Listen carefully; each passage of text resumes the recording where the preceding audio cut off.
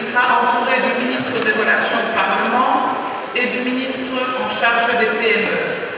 Le service du protocole peut faire entrer la délégation du gouvernement dans l'hémicycle.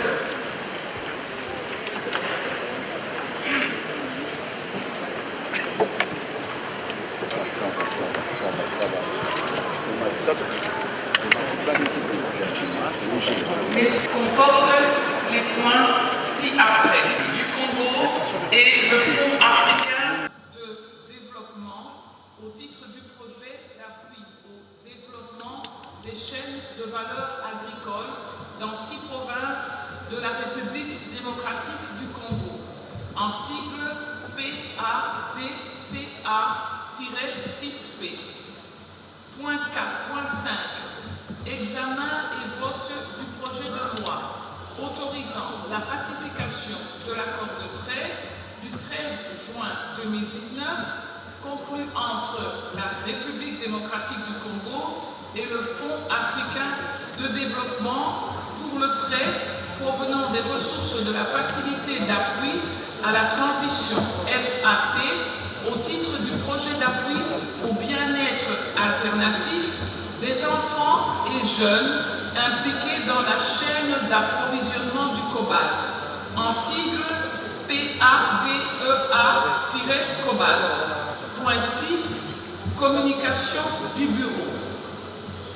S'agissant des 3 projets de loi autorisant la ratification de 2 accords de prêt et d'un accord de financement, je tiens à préciser qu'il ne figure pas encore à notre calendrier des travaux de la présente session ordinaire de septembre 2019.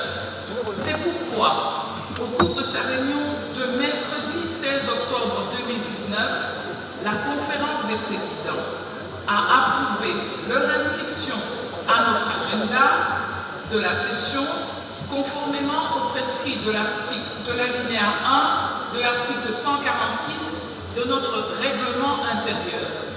Par voie de conséquence, l'Assemblée plénière va devoir, en premier lieu, compléter son calendrier des travaux par l'inscription de ces 3 points et en second lieu, par l'adoption de l'ordre du jour.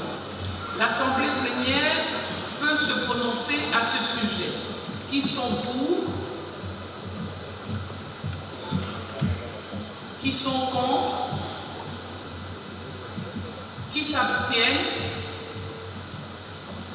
Au vu du résultat du vote, l'Assemblée plénière approuve d'une part l'inscription de ces 3 projets de loi à son calendrier des travaux et d'autre part, elle adopte l'ordre du jour. Chers collègues, cela étant, venons-en à l'examen et à l'adoption de nos procès-verbaux tels que mentionnés à l'ordre du jour. Pour mémoire, tous ces procès-verbaux dont question vous ont déjà été distribués par les services du rapporteur de l'Assemblée nationale et votre bureau espère que vous avez pris connaissance de leur contenu. Comme de coutume, nous vous proposons de pouvoir les adopter sous réserve, le cas échéant, des amendements à formuler par écrit contre leur rédaction selon la procédure y relative. Ainsi compris, l'Assemblée plénière peut-elle se prononcer quant à l'adoption de ces 7 procès-verbaux? Qui sont pour? Qui sont contre? Qui s'abstiennent? Au vu du résultat du vote, les 7 procès-verbaux sont adoptés. Chers collègues, après l'adoption des procès-verbaux, nous en arrivons à l'examen et au vote de 3 projets de loi autorisant la ratification respectivement de 2 accords de prêt et de 1 accord de financement. À ce sujet, je voudrais dire tel qu'annoncé, la séance de ce jour a prévu à l'ordre du jour notamment l'examen des textes de loi et une communication sur l'évolution de la constitution des commissions. C'est le lieu de rappeler ici, avec vous, l'engagement que nous avions pris pour être dans la proximité et à l'écoute de notre peuple. Dans cet état d'esprit, les lois ici proposées répondent clairement à certaines urgences dénombrées par beaucoup d'honorables députés, loin de leur population en province, mais qui nous rappellent tous les jours, par toutes sortes d'initiatives, l'urgence d'être à l'écoute de ces populations. Et donc, de façon sincère et pratique, l'Assemblée nationale est restée vigilante et sensible à ces dites urgences, maintes fois soulignées depuis cette législature, telles que le chômage des jeunes, tels que les risques de l'activité minière artisanale qui a récemment encore frappé nos jeunes, ou encore la faim de nos enfants occasionnée par la pénurie ou le manque d'accès à certains aliments de base comme le riz ou le maïs. Voici donc aujourd'hui l'occasion de montrer par notre travail et notre vote qu'un député sert bien à quelque chose, car par ces lois équitables que nous nous proposons, que nous soumettons à votre proposition pour vote, nous contribuerons à repousser le chômage des jeunes, à mieux nourrir dans le futur nos enfants et à permettre ainsi à certains jeunes sans emploi de créer des PME grâce à ces facilités de financement. La nation attend, la nation nous appelle, la nation nous interpelle. Et aujourd'hui, les députés, nos députés, leurs députés répondent présents. Je vous invite donc à examiner ces lois équitables. Chers collègues, ceci dit, nos délibérations sur ces projets de loi vont débuter par un débat général, sur pied de l'article 148 de notre règlement intérieur. À l'issue de ce débat général, puisque nous venons d'évoquer l'urgence, nous procéderons séance tenante de la façon qui suit. Primo, à leur examen au fond, article par article en vue de leur adoption. Secondo, au vote de l'ensemble de ces trois textes de loi. Sans plus tarder, je passe la parole à Monsieur le vice-ministre des Finances pour nous présenter l'économie de ces textes de loi, l'un après l'autre. Monsieur le vice-ministre, vous avez la parole.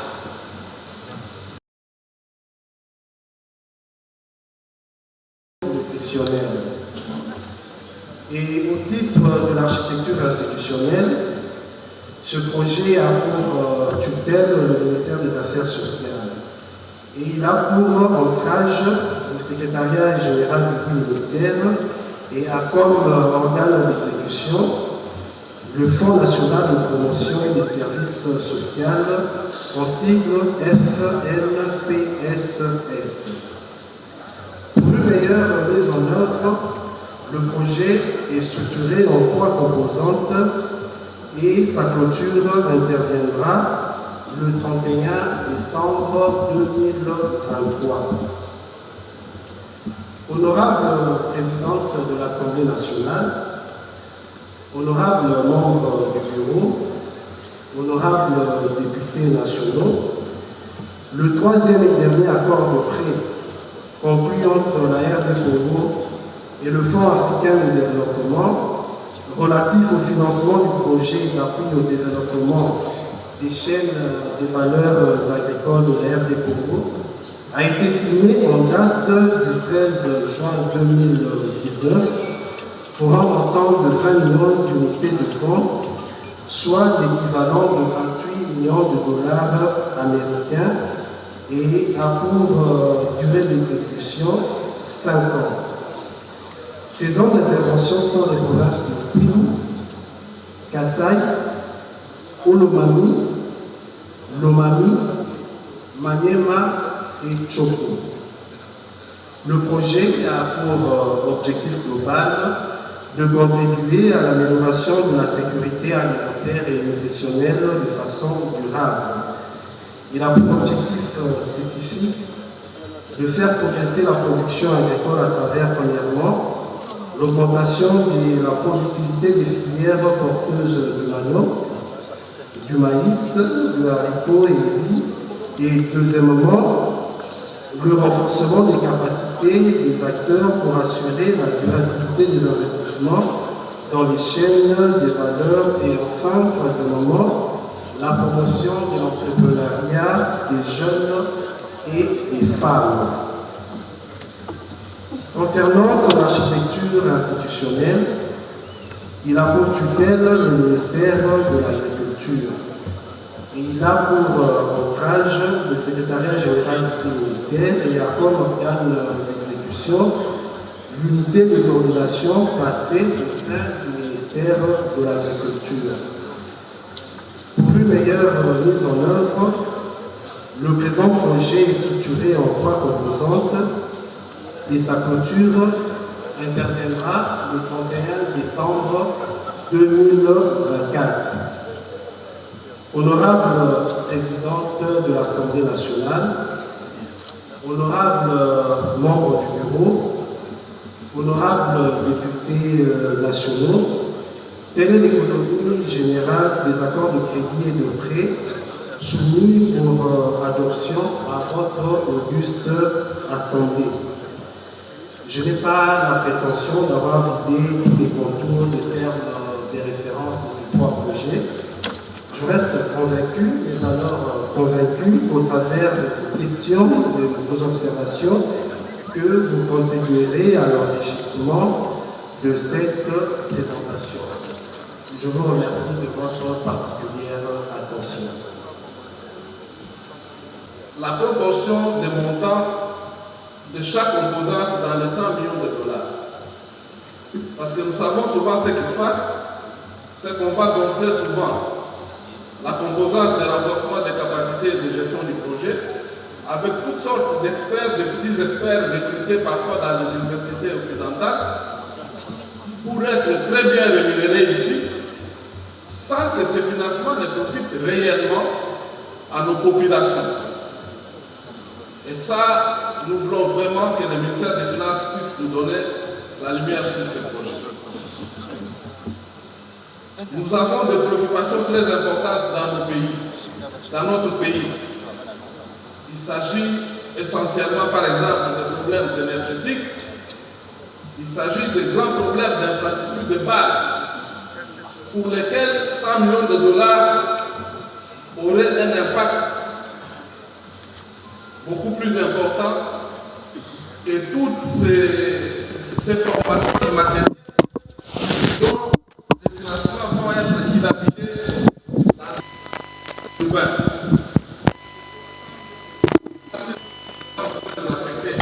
Par exemple, la l'électrification de la province de l'Équateur, ou encore du Kasaï, ou encore du Bandundu. Je crois que notre population congolaise s'en retrouverait en tout cas très impactée. Je ne remets pas en cause ce qui a déjà été fait, il s'agit d'une ratification, mais je pense que le gouvernement devra désormais faire la priorité des priorités. Je voudrais aussi évoquer pour ce qui concerne je crois que c'est le deuxième accord de financement pour les globales. Honorable Présidente, nous voulons demander que le gouvernement nous dise beaucoup plus clairement, même s'il s'agit d'un accord général, mais nous sommes l'autorité qui ratifie, nous devons savoir qu'est-ce qui va être fait concrètement pour toutes ces populations bénéficiaires, toutes ces populations vivant dans la zone d'exploitation ou de production de globales. On nous le dise concrètement pour nous permettre, lors du suivi et évaluation, de bien voir si vraiment la population bénéficiaire a bel et bien absorbé ce financement. Voilà un peu les 2 préoccupations que j'avais. Avant tout, remercier les ministres. C'est pour la première fois que nous puissions recevoir un membre du gouvernement dans notre chambre. Et les ministres, il est tout jeune, comme vous pouvez le constater. Ça veut dire que notre gouvernement tient vraiment compte de la jeunesse. Honorable Président, honorable Présidente, nous avions lu Nous avions eu le temps de lire les 3 projets. Ce sont de très bons projets, n'est-ce pas, qui, comme vous l'avez souligné, qui touchent vraiment notre population. Et nous n'avons pas de raison jusque-là de croire que ce gouvernement, jusque-là, nous n'avons pas de raison de croire que ce gouvernement ne va pas prendre des projets parce que ce sont les premiers de la législature, les premiers de leur mandat. Et nous avons vraiment confiance que ça va bien se passer. Ces projets seront bien réalisés. Mais ce n'est pas un chèque à blanc que nous avons donné au gouvernement. Je prends le premier projet, Madame la Présidente, qui concerne le financement des projets d'appui au développement des micro, petites et moyennes entreprises. Moi, comme des millions d'autres Congolais, nous avions vu de tels projets se réaliser au pays et nous avons beaucoup de blessures par rapport à cela. Vous vous souviendrez, Madame la Présidente, Libanais aux étrangers, parce que nous voyons des gens venir ici avec un petit sac et après 2 ans, ils deviennent des riches, des Libanais et ils engagent nos frères à les payer des salaires de misère alors qu'ils ont eu l'argent ici. Nous voudrons que le gouvernement nous donne des garanties que cet argent ne va pas servir aux politiciens qui sont dans la salle ici, qui sont cités dans les rapports FPI, et cet argent ne va pas servir aux étrangers, aux Libanais qui n'aiment pas. Madame la Présidente, on nous parle de projets additionnels. Ça veut dire qu'il y a eu un projet principal. Nous sommes une nouvelle législative, c'est supposé que nous ne connaissons pas ce qui s'est passé. Qu'on nous dise le projet principal concernait quoi, c'était quel montant, pour quel objectif, et ça a fait quelles sont les réalisations. Nous devons savoir ça, on veut ajouter l'argent, on ajoute ça sur quoi, sur quel fonds, ce fonds a fait quoi, on a fait quoi avec ça, on a eu quel résultat. Est-ce que ça demande vraiment qu'on ajoute quelque chose de plus? Parce que c'est l'argent, chers collègues. Ce sont nos enfants. On dit que ça sera payé dans 40 ans. Dans 40 ans, je ne vois pas quelqu'un qui sera debout si vous payez cet argent. Ce sont nos enfants et nos arrière-petits-enfants qui vont payer cet argent. Nous devons savoir qu'ils vont payer cet argent pourquoi et cet argent a fait quoi. Honorable Présidente, le projet agricole est un très bon projet. Nous sommes un pays à vocation agricole si nous voulons évoluer. Mais nous avons des blessures, comme des millions d'autres Congolais ont des blessures. Le projet Bukangalozo. Pourquoi on n'a pas évalué? Pourquoi on doit prendre d'autres dettes alors que les millions que nous avions engagés dans le projet Bukangalozo, moi, député de mon État, je n'ai pas une dette. Quelqu'un qui est à Ambo, au fond de la province orientale là-bas, quand est-ce qu'il a coûté à cet argent? Alors qu'il sera parmi les Congolais qui vont payer cet argent. Les tracteurs distribués ici, ces tracteurs ont fait quel travail? On n'a jamais évalué. Mais vous voulez prendre d'autres ressources, vous voulez vous endetter pour que nos enfants payent. Mais le résultat, c'est quoi? Nous voulons que le gouvernement nous assure que cet argent va réellement atteindre le commun des mortels, le Congolais qui est à Boudjala, le Congolais qui est à Massis, les Congolais souffrent qui en a vraiment besoin. Pas les Congolais à cravate dans des bureaux climatisés ici. Au nom de présidence, ce projet va concerner 6 provinces que nous ignorons. Ce n'est pas la première fois qu'on force des projets, des lois de ratification dans cette salle. Ce projet va concerner les 6 provinces que nous ignorons. Et nous, comme vous avez caché ces provinces, nous suspectons que ce sont les mêmes projets, les mêmes provinces qui ont toujours été citées ici, parce qu'ils sont représentants du gouvernement. Et nous suspectons que les provinces qui ne sont pas représentants du gouvernement ne vont pas se retrouver dans ces projets. Nous voulons qu'on nous dise clairement cet argent sera destiné à quelle province? Honorable président, on a dit qu'il y aura des recherches des études qui vont être faites. Je présume qu'on n'a même pas encore déterminé cette province parce qu'on n'a pas encore fait ces études. Mais en passant, honorable président, je voudrais que vous puissiez, que monsieur le ministre puisse monter ici qu'il existe l'Institut national de recherche à agronomie, l'IRA cible, qui existe par exemple dans la province de la Tchoko à Yangam, qui existe à Bambessa dans la province du Bajou. Je voudrais que vous puissiez tenir compte de ça parce qu'ils ont déjà une longueur d'avance en ce qui concerne les recherches agronomiques. Au lieu d'amener toujours les fonds dans les mêmes provinces, vous voulez créer un pays à deux vitesses comme l'Allemagne de l'Est et de l'Ouest où le développement s'est fait dans des provinces bien identifiées que nous suspectons et nous aurons l'air si ça pour bien voir comment ça va se passer et les autres provinces qui sont reléguées au second mandat. Madame la Présidente, nous voudrons bien que nos frères, nos enfants qui sont dans des zones d'exploitation de cobalt soient réinsérés, retrouvent les études, ainsi de suite. C'est magnifique ça. Mais bon, nous ne savons pas comment on a choisi que les zones à combattre, parce que nous savons que à l'est, on exploite les coltans, on amène les mineurs et après ils prennent les armes. Qu'est-ce qui a motivé ces choix dans les zones de combat? À ce que je sache, dans ces pays, on exploite les combats au Grand Katanga et peut-être au Mali d'ici là. Est-ce que vous ne voulez pas nous amener dans le même schéma où vous choisissez toujours les mêmes provinces? Je n'ai pas de problème avec mes frères de ces provinces-là.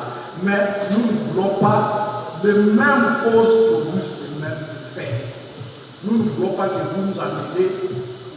Pour terminer, Madame la Présidente,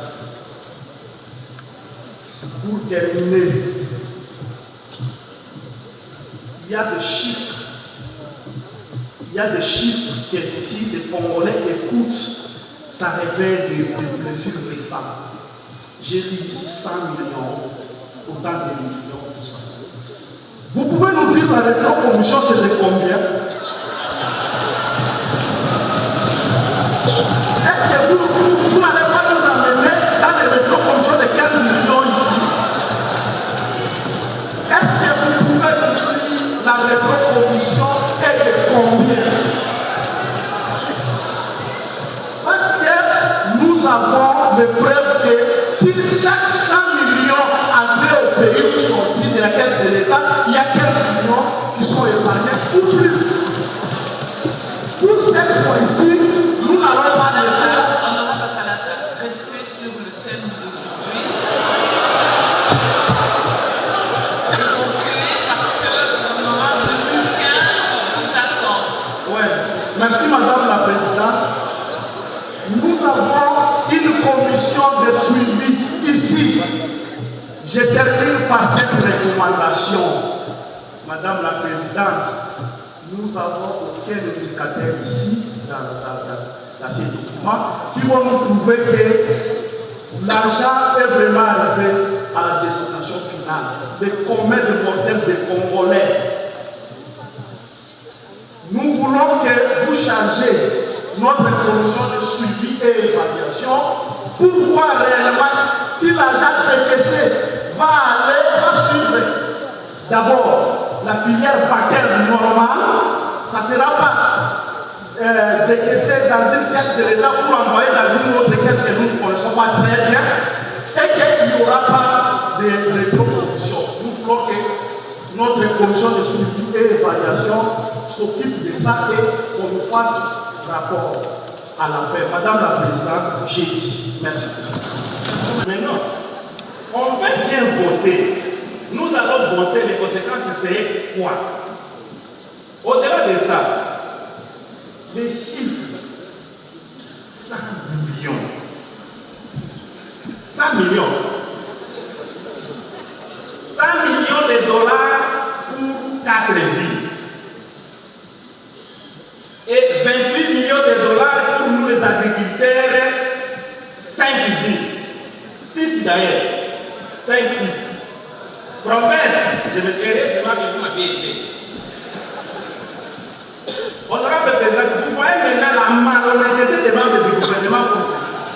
Vous votez un projet que les gens vont s'inquiéter et ils vont s'indigner pour ça. Vous les votez seulement en âme et conscience. Que ceux-là, ils sont dit comment profond, ce sont des villageois, ils sont à la forêt, ils ne diront rien. Nous allons dire cette fois-ci.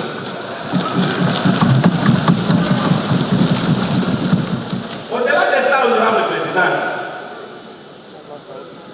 je ne savais même pas. Je ne savais pas qu'on nous a sollicité pour voter pendant que le projet était déjà réalisé. Je ne savais pas. Maintenant, vous nous demandez aujourd'hui de faire quelque chose. Vous avez fait quoi? C'est une question. Donc c'est comme si la philosophie du gouvernement est qu'il faut toujours enrichir les riches et appauvrir les pauvres. Mais c'est quelle logique? Et moi, je ne peux pas souhaiter et accepter ce que les collègues ont dit que non, apprécions les membres. Les membres du gouvernement, moi j'ai cette expérience. J'ai passé à l'Assemblée provinciale 12 ans. Les membres du gouvernement ne sont jamais de bonne volonté avec l'Assemblée. Les assemblées provinciales, les assemblées nationales, ils sont là. Ils n'ont jamais cette volonté-là. Peut-être que demain, quand on viendra avec le budget, nous sommes frères. Quand le budget va passer, nous ne sommes plus frères. Ils sont là. Nous avons l'expérience. Et aussi,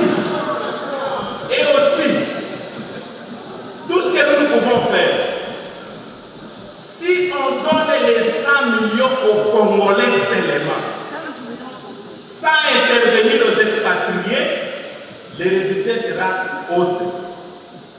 Nous savons, lorsque le projet sera réalisé, les organisations internationales qui vont piloter ces projets, au niveau des provinces, nous ne les contrôlons même pas. Chers collègues, peut-être que dans vos provinces, vous les contrôlez. Chez nous, ils sont intouchables avec la complicité des membres du gouvernement. Nous ne les contrôlons pas en province. Comme à la choc, on a dit à la choc, personne ne peut dire. Personne ne parlera ici.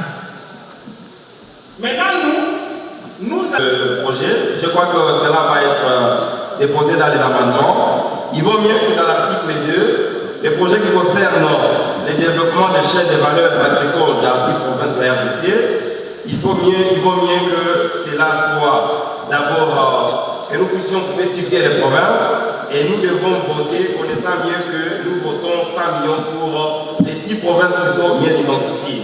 Donc à l'article 1er, il faudra bien que les 6 provinces qui ont suivi les ministres, il les a cités, mais dans le projet, cela n'est écrit nulle part. Donc il vaut mieux que cela soit bien mentionné dans le projet. Enfin, le 3e projet qui a été déposé, ça concerne le petit et moyen entreprise. Ici, cela a été dit, mais je vais encore revenir sur cela. On doit éviter, puisque quand nous avons lu le projet, il y a une branche qui concerne les subventions.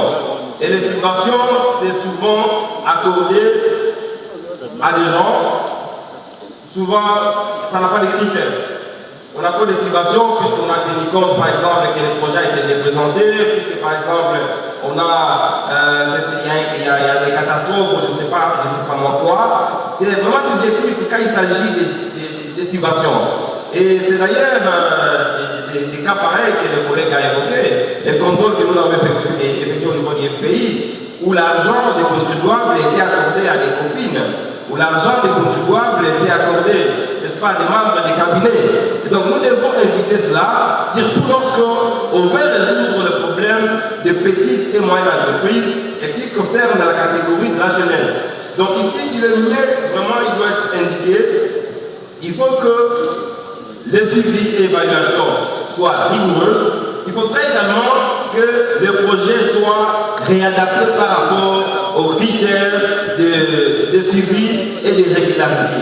Puisque si cela n'est pas fait, nous allons voter, nous allons vous accorder l'espace et autant, vous allez prendre le crédit, mais ça ne servira à rien, puisque avec les subventions, le ministre se mettra dans ce bureau et leur donnera à limiter des projets, non accorder tel montant à telle personne, et on n'aura pas à résoudre les problèmes. jeudi et je vous remercie. Merci. Après lecture, monsieur, de l'accord de prêt entre la République démocratique du Congo et le Fonds africain de développement à titre de projet à l'appui des chaînes de valeur agricoles, et après avoir suivi le vice-ministre des Finances ici, premièrement, je salue l'initiative dont bien louable du gouvernement de se pencher sur un projet qui a pour objectif de promouvoir l'agriculture. Parce qu'en mon sens, celle-ci constitue la priorité de notre pays.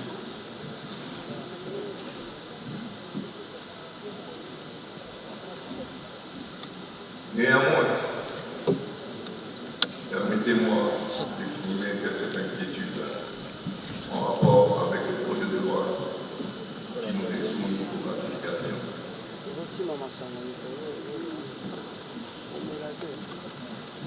Le projet de loi sous examen ne concerne que 6 provinces. Dans ce projet, ou dans cet accord, les 6 provinces n'ont pas été citées. Heureusement, le vice-ministre vient de le citer ici. Dès lors, je me pose la question de savoir quels sont les critères qui ont limité pour qu'on puisse déterminer, pour qu'on puisse sélectionner les 6 provinces. Parce que sachant que ma province, le Maï-Ndombe, est une province à vocation essentiellement agricole. Et la population vit dans une misère indescriptible suite au manque d'encadrement, de l'accompagnement du pouvoir public. Ce raisonnement vaut aussi pour les autres provinces, parce que nous avons 26 provinces dans ce pays. Madame la Présidente, honorable membre du bureau, honorable député, chers collègues, le 24 novembre 2011, nous avons voté ici la loi portant principes fondamentaux relatifs à l'agriculture.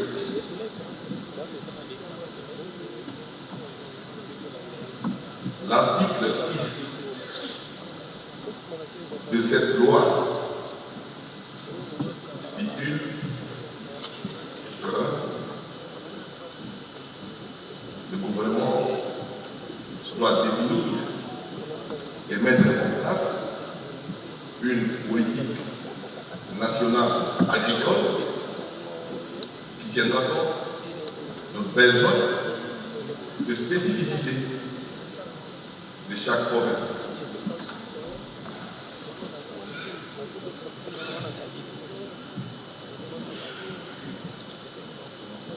L'article 56 de la même loi crée le Fonds national de développement agricole, en sigle FONADA, qui a pour mission de mobiliser et de gérer les ressources nécessaires pour le développement agricole.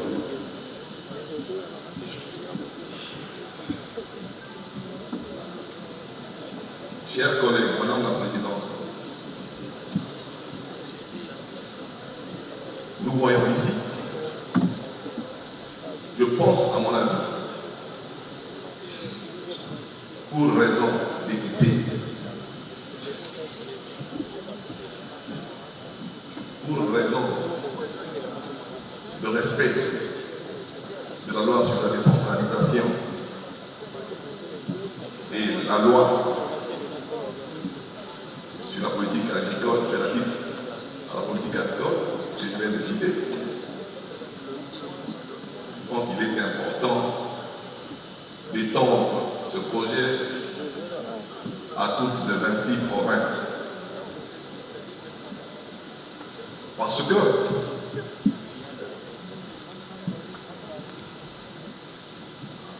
la disposition de la loi relative à la mise en place, à la mise en œuvre, à la définition d'une politique nationale agricole n'a jamais été respectée par le gouvernement. Alors qu'il y a de nombreuses études faites par des experts nationaux et internationaux dans ce domaine que le gouvernement peut capitaliser pour lancer un projet d'intérêt général pour toute la population, au lieu de lancer un projet sectoriel. L'expérience nous démontre aussi que les projets sectoriels dans le domaine de l'agriculture qui ont été lancés ici n'ont jamais produit les résultats escomptés. Je vais demander au gouvernement le 20 millions qu'on va nous prêter pour booster l'agriculture, que ce 20 millions-là soit logé conformément à l'article 57 de cette loi agricole au Fonds national de développement agricole.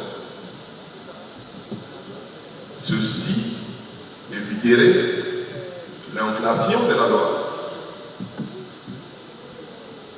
Autrement, la loi que nous avons votée ici, portant principes fondamentaux, le socle, la base du développement agricole, sera effectuée.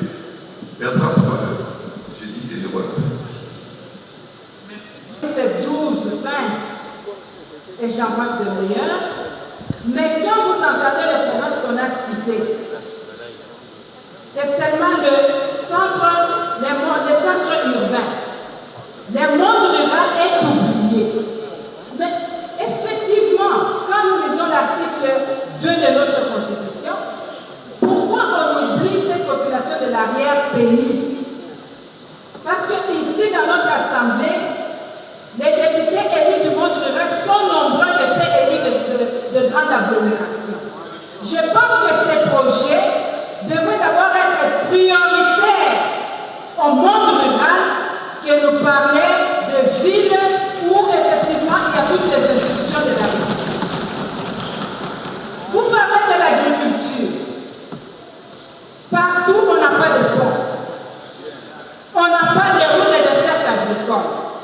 Mais dans les projets de l'agriculture, c'est par quel mécanisme qu'on va devoir évacuer les produits agricoles pour les amener dans les centres urbains. Je demande que le gouvernement vraiment aille se quai sur la terre pour ne pas nous parler de 7 décembre. Honorable député, parlant encore de l'agriculture, j'allais comprendre dans l'exposé du vice-ministre quelle est la politique de la transformation. On ne peut pas parler de l'agriculture sans la transformation. Aujourd'hui, quand même, avec cette technologie, de dire que nous avons des produits saisonniers et après cette saison, on ne peut pas avoir ça. Quelle est la politique de la transformation? J'aimerais que, monsieur le vice-ministre, vous puissiez bien me répondre à cette question. Si vous allez oublier, je suis honorable de princesse Adèle Kaïna, élue de Sando du monde rural, pour que mes collègues aussi du monde rural puissent bien comprendre ce projet. Et j'ai peur, j'ai vraiment peur, en disant que comme on nous a présenté, que ce soit le projet 1, 2 et 3 avec 5 millions, 28 millions, j'ai peur en disant cet argent ne va pas servir au projet. C'est-à-dire, comme nous le voyons, ça sera telle somme étude du projet, telle somme sensibilisation, telle somme accompagnement. C'est parce que tel qu'on nous a présenté, même cette catégorie de la femme n'est pas définie. Alors j'attire votre attention, monsieur le vice-ministre, qu'une grande somme de cet argent ne puisse pas aller dans la sensibilisation, en nous amenant les experts internes ou externes, où à chaque moment, ça sera nous sommes allés encadrer, nous sommes allés sensibiliser, nous sommes allés conscientiser, et que tout cet argent puisse être vidé de toutes ces substances. Raison pour laquelle, pour moi, je demande qu'effectivement, quand vous allez nous répondre, nous précisez bien sûr le projet et non que cette somme soit volcanisée. Je vous remercie. Honorable Kalinda.